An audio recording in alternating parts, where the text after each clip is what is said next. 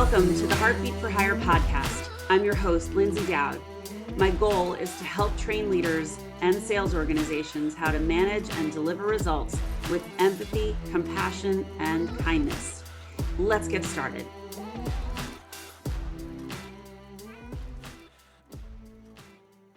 Good afternoon. Welcome to this episode of Heartbeat for Hire. Our guest today is Leah Carr, and Leah has extensive experience in bringing new products to market and hiring and growing teams. She firmly believes that most people are capable of achieving their roles if organizations set them up for success and invest in them. This passion is the reason she chose to join Tilr, which is where she is the CEO. Leah has been responsible for incredible employee growth, both at Coinsquare, Canada's largest cryptocurrency exchange, and also Bank of Montreal. This deepened her knowledge of how to build talent, workforce development, talent retention, the value of diversity, inclusion, and so much more. Welcome, Leah. Thank you. I'm excited to be here today. Thrilled to have you. So I'd love you to share a little bit about your background and kind of how you got to this place as a CEO today. Yeah, I would say I was always about chasing opportunities. I think that often at a young age, we say like, I'm going to be X, and then we chase X without ever reconsidering, is that actually what we want to do? So the way I built my career is I networked a lot. And as opportunities came my way, I thought like, is that something that I would enjoy? And is that a role where I could grow? And that's sort of how I built my career. So I started in not-for-profit. And then I met a CEO who said to me, like, what are you doing? You should be in business. You can volunteer and make donations. And so I thought, okay, she wants to teach me business. So, I hopped over and joined her. I had a friend who was a recruiter, and he's the one who brought me into tech.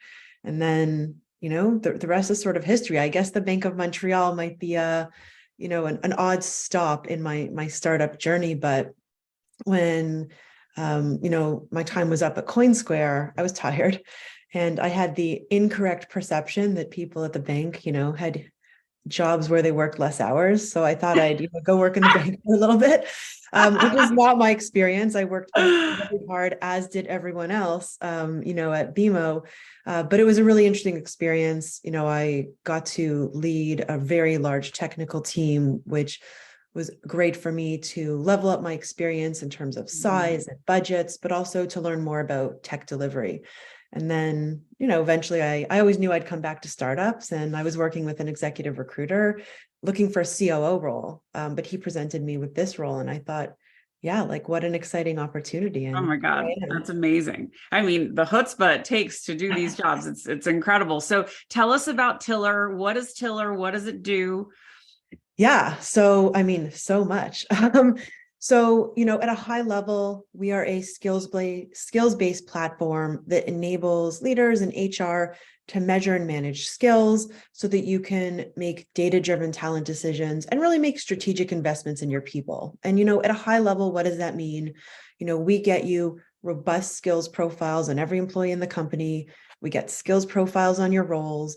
We then help you with skill discovery. So, for example, if you're building a project team, you can find who has the right skills for that project, or even better, find a couple people who have the skills and someone who wants the skills and put them as a group so that you're using work as a development opportunity. We can help you identify skills gaps, and then we can help you with learning plans and career paths. I love this so much. And this is something I talk about so often, because I think where I talk about it is how leaders need to connect with their teams, and they need to understand what their people need. And this really takes it to another level. This really helps the whole company understand what the talent looks like on the bench. And that's just really important as a leadership team to know.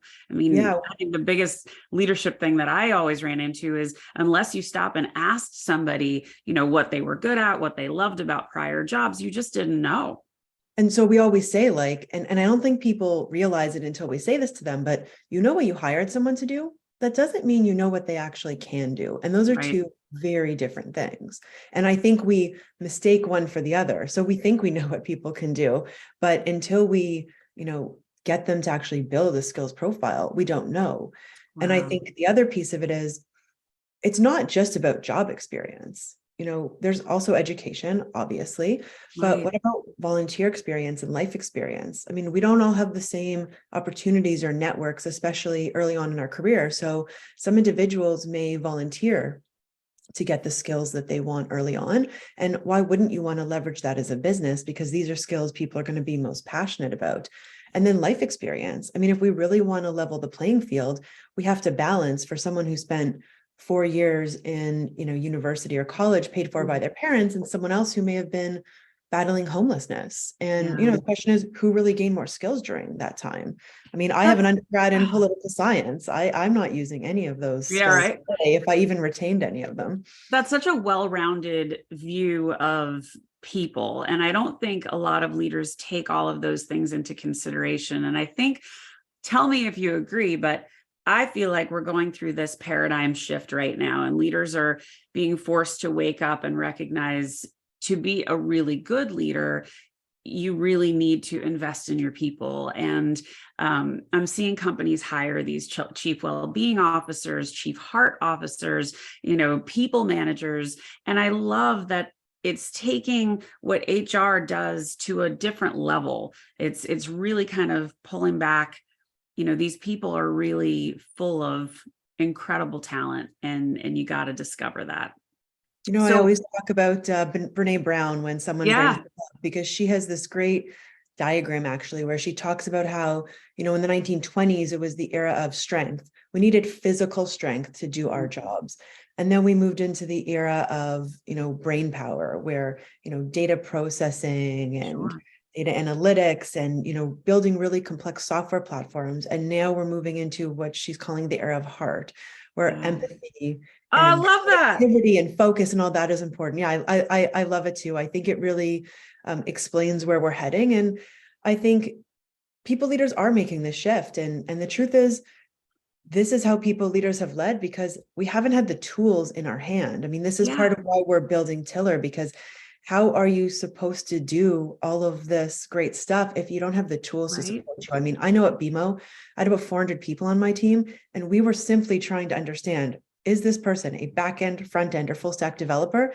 And we'd put 400 names in Excel and we get the people leaders to go in. But even then, we don't know, because if Wow. someone's coding in front end right now, we may not know that they're actually a full stack dev, because Mm. it's just complicated, especially with larger teams. And so, now the tools are becoming available, which is great. So, Leah, what kind, and I want to come back to the pandemic in a second, but what kind of companies are you working with at Tilr? Yeah, so we've built our tool for small and medium-sized companies, because Mhm. we found that there were some tools out there. I would say they're not exactly the same, but they definitely were not made for small and medium-sized companies. Like, they use AI and you need 2,000 people for the AI to work. Or Sure. if you don't have 150 plus projects and, gigs open, then the tool's not really going to be Mm. interesting for employees. And so our software definitely works for larger companies, but we built it with those small and medium-sized companies in mind. Mhm. We're generally working with, I mean, tech is a huge industry for us, Sure. professional services, consulting, financial services. Basically, it's companies where the workers spend the majority of their day at a computer. That's Okay. who we're focused on. I think Yeah. there will be a great application of our tool in retail and manufacturing, but we need Mhm. to really think through that use case in a more meaningful way, and then we'll Yeah, expand those industries.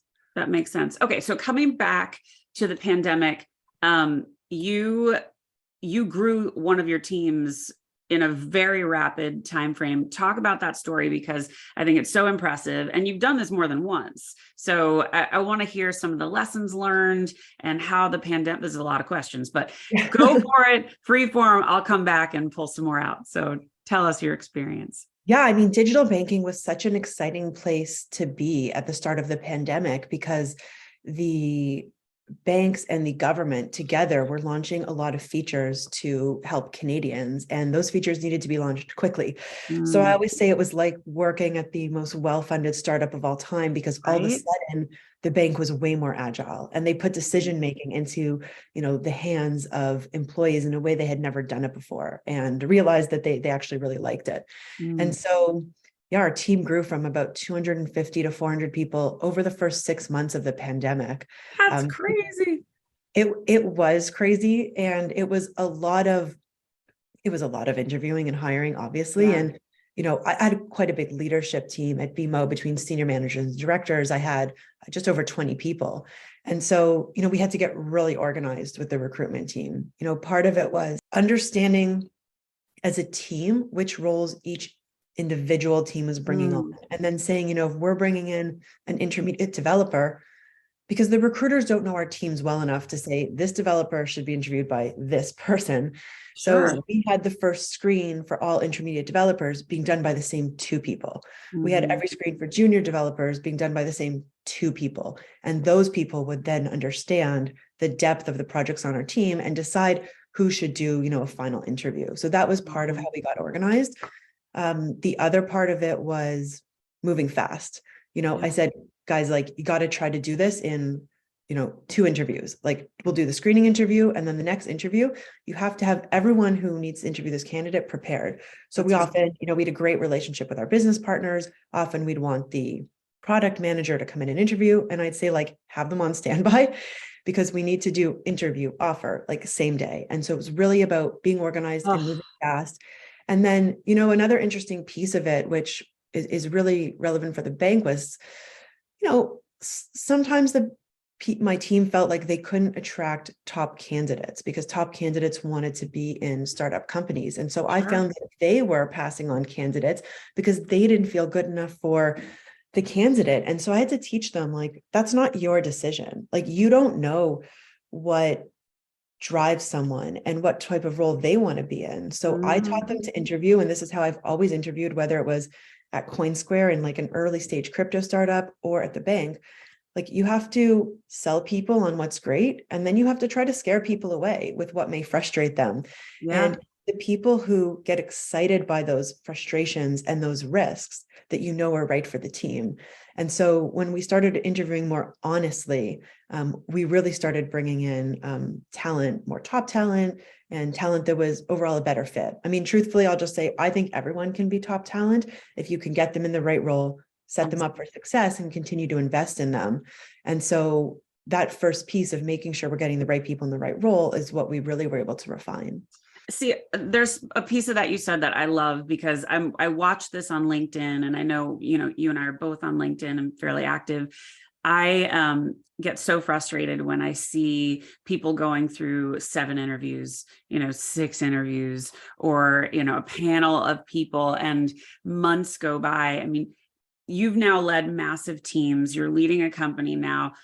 Talk about your perspective on making that process be fast and why it's good for you. First of all, I'm highly intuitive. So I generally know in the first 30 seconds if this person's going to be a good fit. Not that I would ever stop interviewing after 30 seconds. You also want to get to know someone and make sure that they think they're a right fit. But yeah, I think speed is important because, interviewing is stressful. Whether you're, unemployed and interviewing for tons of jobs, or you are being headhunted and you weren't even looking, it's still stressful. It's stressful because you're excited and you're being judged, and, you're trying to put your best foot forward, and dragging it out is just a bad candidate experience. Yeah. You want to know how you did. I mean, now I'm raising a VC round, and like, I pitched a VC yesterday, and like, I want to know, like, that's a big step. And I think of hiring as the same way, like, out of respect to the candidate, be fast. And, my friend Yorgos, who's a really great recruiter, he always says, like, telling a candidate there is no update is still an update. Yeah. And because you're letting them know, like, Well, it's not communication. You. It's I haven't gone dark on you. I'm not leaving you wondering. We're still thinking about you. Yeah. And so even saying to a candidate, like, you're the first person we're interviewing, and we have first interviews going on until the end of next week. At least they know that for 2 weeks, there's probably not going to be an update, but they're not going to be stressed about it because they know you're going through first interviews. But I do think speed is important, because it's not like when you start an interview process, you interview with a bunch of companies on day one. Someone might be in interview 4 or in offer stage with one company. And if you like them, you're going to lose them because you didn't move fast. I mean, that's a silly reason to lose a great candidate. So I think speed is just better for everyone. I do too. I don't really understand 7 interviews. I think there might be specific roles or specific circumstances where it does make sense. I mean, let's say Sure. you're Well, if like you're a if you're board level, C level, absolutely, I sure, understand that. sure. And you But want to involve employees in that process, so it does make sense. Some companies will say like, hey, we're going to do a half-day interview, and they'll just get everyone in there back to back. That's a yeah, way of speeding it up if you do need to get the candidate in front of a lot of people, but speed is just better for everyone. I Dragging agree. And things I think out. it's a great way to enter a company. I interviewed, it was 2 interviews. They really liked me. I'm so happy to be here. I just think it makes such a difference in showing someone you care. Okay, so talk to me about diversity, equity, and inclusion. I know that is a really hot topic for you, and I'd love as a leader for you to share why it's so important. I think, diversity of opinions and backgrounds and ideas, it's so important to build any company because that's reflective of the world that we live in. Yeah. And, I think we need to be strategic about the way we make sure that we're going to have a more diverse and inclusive, future society. And this is part of why, or a big part of why we operate our whole platform based on skills, because you're not looking at, the job title someone's had in the past or the companies they've worked in, how they got their experience. You're just looking at this person has these skills and we need these skills. So that's part of it. But I think the other part of it is, at BMO, for our, more junior level developer roles, we would tell the recruitment team, like, we exclusively want to bring in someone from one of these, more equity deserving groups, because these are roles where we can invest in developing and growing people so that there's more equality on these teams in the future. I think those are important things to consider when you're making hiring decisions. Mm, And it's also part of how the Tilr platform works when you're looking for people to assign projects. In almost every company I've ever worked for, these extra tasks and items that pop up go to the same 2, 3, 4 people, because they'll get the job done. They're yeah. usually extroverted. They usually had a privileged upbringing, and they're great. They're great talent, but Mhm. there's a ton of other people who still want that work. And Yeah. BMO for me is a great example. I had 400 people on my team. Everyone always wanted the same 6 because they knew those 6 people. Well, But and there probably the were 6 were the loudest. that's exactly it. And they were fantastic, don't get me wrong, but I had tons of other fantastic people. And so when I started getting to know people and putting them on projects, you expand that demand. But with what we're building, you can go and search for skills. We'll surface everyone who has the skills, and you can give opportunities out in a more equitable, inclusive way, because I know most people want those opportunities, exposure to new teams, getting to Mhm. talk to leadership. Like, there's tons of great reasons that people want to work on these extra projects. And also, Yeah. don't overload those same 6 people, Right. because you may drive them away. So I think it's so important. And I do look forward to a day where this is just, organic. Normal. We Yeah, it's just operate and normal we don't have business. to think about it so much. Yeah, I'm with you. I totally agree. And I feel like it's on leaders to really make sure you understand who your people are. And I experienced this myself with people on my team. There was one woman who stepped up. She was absolutely amazing and said, "Hey, I want to coach these people." She wasn't a manager. I watched her. I was so impressed by her level of understanding. And I asked her, I said, "Has anyone ever asked you if you wanted to be a manager?" And she said, "I would love to be a manager. No one's ever asked me." And she was amazing, amazing. It was like the best success story a leader could hope for. So I just think it's just so important to understand who your people are. Yeah, and I think it's on all of us to be aware of our own privileges and our own biases, Yeah. because we all have them, and if we don't acknowledge them, it's going to play into how we do other things. And so I think it's Totally. hard to be reflective, but it's really important sometimes to take a step back and say, like, Mm. okay, how should I proceed? So Leah, talk to me about the role culture has played in all of your jobs prior to being CEO, and kind of where it is in your heart today. Yeah, I mean, culture is everything. I think back to the early days at Coinsquare, where the culture was so organic. And it was organic because, I joined, I was early, I was in the first 10 employees. And when I joined, Bitcoin was on its way from climbing from like $3,000 a coin up to 25 in my first few months. And it was just crazy times. We were so busy. And I mean, we were hiring in one interview a lot of the time because we just needed people. And because of that, myself and the CEO, both intuitive hires. So this doesn't work for everyone. But, we were hiring people. I don't even think we ever looked at a resume. We were hiring people based on what they told us they could do. And this is what individuals want, right? They want to prove that they can do what they know they can do, but maybe their resume doesn't say. And then because we were so busy, everyone actually got to be accountable for what they were doing. And also because we were busy, if you needed help, like your people leader or one of your colleagues may have been in the office, but so heads down doing work that you learn to rely and count on other people on the team. So it just created this culture of accountability and teamwork. And it was so organic. And, I find when your culture is built that way, it's so much stronger. When you sit down and say, our culture is these 12 things, and then you paint them on the wall, if it didn't come really organically, it's hard to really, go and meet those things. And, the other thing is, there's nothing you can do about it. Culture comes from the top down. And so, you need to make sure that there's a good culture at the top that you hire to match that culture. And then you hire a culture manager, or that your people operations team is making sure that, that culture is staying strong, and that they're holding those leaders accountable for keeping to the culture, and that they're holding the recruiters accountable and bringing the right people in. And just, I had a post about it last week, and people were like, oh, a culture manager can't create the culture. It comes to the top down. I'm like, of course. But that person's there to help maintain it. And, exactly. you're super wise to say that. And there are really large companies that have these people in place. Deloitte has a chief well-being officer. There's a person I know who works at Salesforce, and his whole job is to advise all of the senior sales leaders and make sure that they have the resources they need to make their teams successful. And that's his job. I mean, people understand how important this is, and it just takes one leader to screw things up, and people will leave, and you'll lose them. You'll lose them in so many ways, not just as an employee, but it's just so harmful to let it die. I think so. I think totally on same page as you. Agreed. I mean, and the other piece of that is like fire fast, especially at the senior level.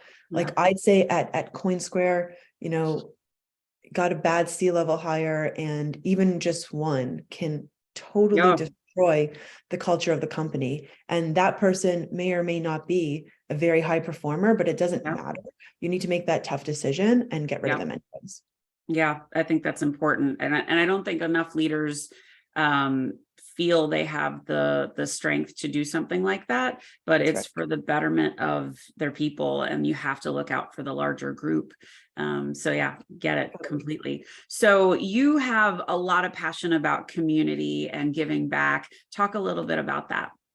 Yeah, I mean, I must admit that, getting a startup off the ground has definitely slowed down my community involvement. But, I've been involved with an organization called UJA for almost a decade, starting out as a trip leader. That organization offers free trips to Israel for, people of a certain age. So I led a bunch of those trips, and then I trained new leaders, and then I helped in fundraising, and then I chaired young leadership, and then I chaired tech. And, the network you can build, and the experience you can get, and the friendships, and of course the great feeling of giving back. I think it's so important. I've been involved quite a bit with the Kidney Foundation. I donated a kidney for my mom about 7 years ago, and so that's a cause that's like really, really close to me. So I've had some involvement with them, and also just in the tech community, I've done some mentorship through Forum Ventures, and, I hosted FinTech TO for a couple of years, and I try to do what I can now with Tech TO. I think community is so important, and you have so many communities you can be a part of. You have your family and your friends. Obviously, those are two very important communities. But then for me, there's like the Toronto community and the Toronto Jewish community Mhm. and the tech community, which is super important to me. And then, of course, your work community. And I know a lot of people hate on, saying work is, your peers at work are like your family, but I think, to each their own. And I think that's such an important community to be a part of, especially in a startup. You're building something together, and that's exciting, and it brings you together in such a unique way. Some of I my think the favorite family thing yeah, is tricky. And yeah, I think in some cases you're spot on when you are leading a group of people and you treat them kindly and you invest in them. There is that element. But I've also seen the other side where I've had leaders be like, we're like a family here. And yeah. that means you're going to hire my kid. So Okay, yeah, that I definitely that's a little am not on point with, but yeah, I think it's nice when you get to a point where everyone cares about each other. And yeah. and listen, if you're the type of person who wants to come to work, do your thing, and leave, like that's fine. Again, like to each their own. But for those that do get that sense of community and family from their work, I think that's a really nice Mm. thing. I mean, some of my favorite days are, in the early days of Coinsquare, myself and the head of tech and head of finance. Like we'd stay up until 2 a.m. planning how we were going to grow this company. And it was so fun. We weren't doing work. We were just chatting about all the exciting things we were going to get to do. And that's great. Like it really brought us together. I mean, these are two of my closest friends, even to today. So talk about fun and joy and the role that has played in your work experience, because it keeps coming up in what you're saying, and I just love it. And I just feel like as leaders, it's so important. But you share what you think. Yeah, I think it started for me. My friend Jared Tassis, he put me up for a role at a company that was called Ace Tech. Now it's called PureScale, and I'm actually a member. It's a member-based organization for Ontario-based tech executives. And I joined this organization. I was the only full-time employee, and I was just exposed to these brilliant people leading Ontario's tech companies, and that for me instilled my passion in really genuinely caring about seeing these individuals and these companies succeed. And I think this is something that's so nice about the tech community is it's so friendly and so supportive. And so when I, was ready to move on, because again, I was the only person working there and I'm pretty ambitious, I really wanted to go to another company where I could work with multiple tech companies at the same time. So I went to an equity crowdfunding company, trying to be like the AngelList of Canada. And it's just fun for me. It's fun for me to get exposed to, the new tech that's being built and the passion of the people building it and the teams that get behind them. And for me, it brings me a lot of joy. And it's just such a nice thing and a privilege really to get to be a part of it, especially in the role I have now where, we're building or we've built a platform that can help these companies succeed and really help the individuals in the companies and the companies succeed together. That's really what's behind what we're doing. And that's the reason I wanted to join this company. I mean, I've actually been in fintech for a really long time, always trying to land in health or fitness tech, always landing in fintech, never planning to go to more HR tech. But when I really thought about what we could do with this company, like it just, brings together so many of the things that, It's I really like. honestly, it really feels like the stars aligned and you were led down this path to be right where you are right now. I love it. It's like the culmination of so many things that and being able to lead that is just, it's brilliant. It's so exciting. And one of the most fun things about coming into this industry has been I've spent like almost a decade, in meetings with a bunch of men staring back at me. And this is the first time in my career where I'm often in meetings with all these awesome women and only women. And it's just such a different experience. And it's so nice. And myself and Alicia, who's our head of growth, we're just always telling people on calls, like, this is so nice for us. It's That's such a wonderful. refreshing change. So you've already shared a little bit about this, but what inspires you? What on like a narrow level within Tilr, like I love seeing people succeed. And I think, I've always been a people first leader because that's what makes me feel successful is when I can enable others to achieve in their careers or achieve their goals. And, I truly believe if you don't feel successful yourself by helping others succeed, like don't be a people leader. Grow your career in an Amen. individual contributor Say it way, again. but like, yeah, don't lead people if that's not something that drives you. So I think that's number one for me is seeing people succeed. I think the other is, I'm good at reading people. I have that intuition. I think I mentioned it earlier. And, sometimes you can help people get to places that maybe they didn't know they want to get to. And so, I interviewed someone at Coinsquare for a sales role, and I thought, like, this person's not going to be good in sales, but I think they'd be really good in finance. And I asked the question, like, why sales and not finance? They'd had some finance experience early in their career. And they said, why are you asking me that? And I told them, I said, I can see the way you light up when you talk about these things.